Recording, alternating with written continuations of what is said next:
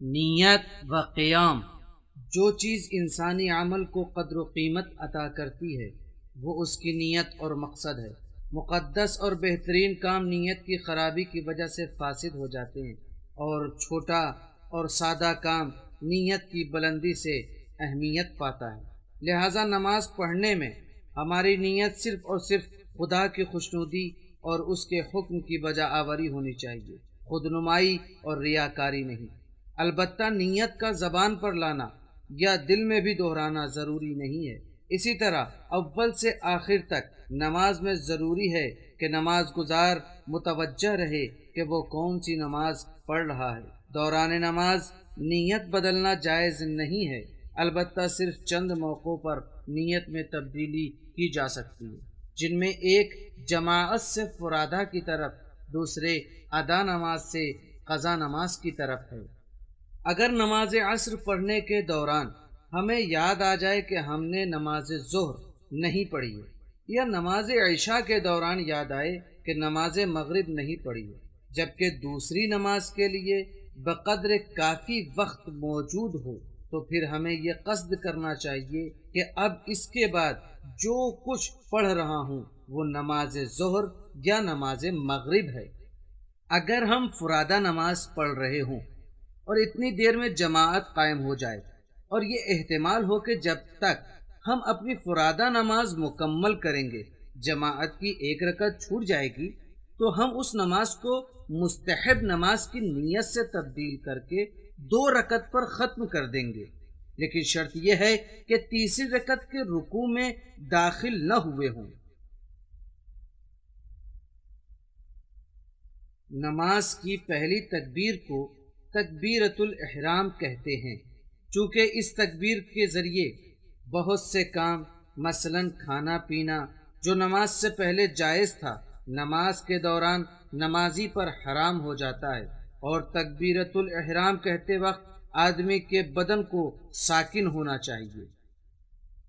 قیام یعنی کھڑا ہونا، نماز میں تکبیرۃ الاحرام اور قرأت کے دوران نیز رکوع سے پہلے اور بعد میں قیام ضروری ہے۔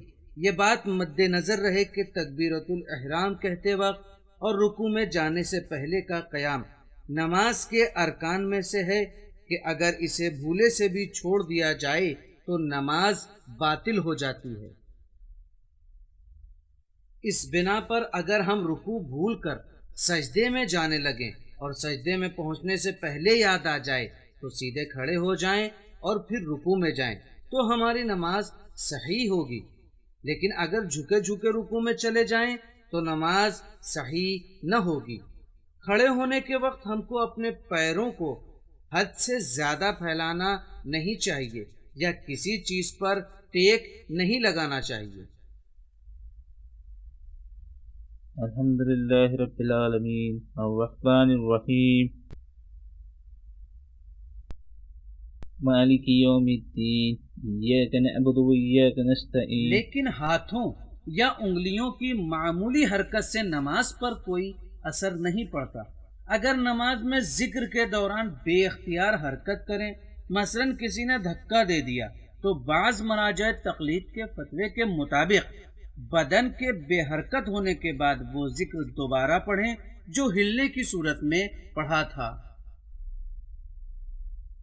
بیٹھ کر ہم اسی صورت میں نماز پڑھ سکتے ہیں جب کھڑا ہونا حتیٰ چھڑی یا دیوار کے سہارے سے بھی ہمارے لیے ممکن نہ ہو۔ جو لوگ بیماری کی وجہ سے کھڑے ہو کر یا بیٹھ کر نماز نہیں پڑھ سکتے، انہیں داہنی کروٹ اس طرح لیٹ کر نماز پڑھنا چاہیے کہ ان کے بدن کا اگلا حصہ قبلہ رخ ہو، اور اگر داہنی کروٹ لیٹنا ان کے لیے ممکن نہ ہو تو پھر بائیں کروٹ اس طرح لیٹیں کہ بدن کا اگلا حصہ قبلہ رخ رہے۔ اور اگر بیمار کسی کروٹ نہیں لیٹ سکتا تو پھر اسے اس طرح چت لیٹ کر نماز پڑھنا چاہیے کہ اس کے دونوں تلوے اس طرح قبلے کی طرف ہوں کہ اگر وہ بیٹھے تو اس کا چہرہ بھی قبلہ رخ ہو جائے۔ وَلَمْ يَكُنْ لَهُ كُفُوًا أَحَدٌ۔ سبحان ربي العظيم وبحمده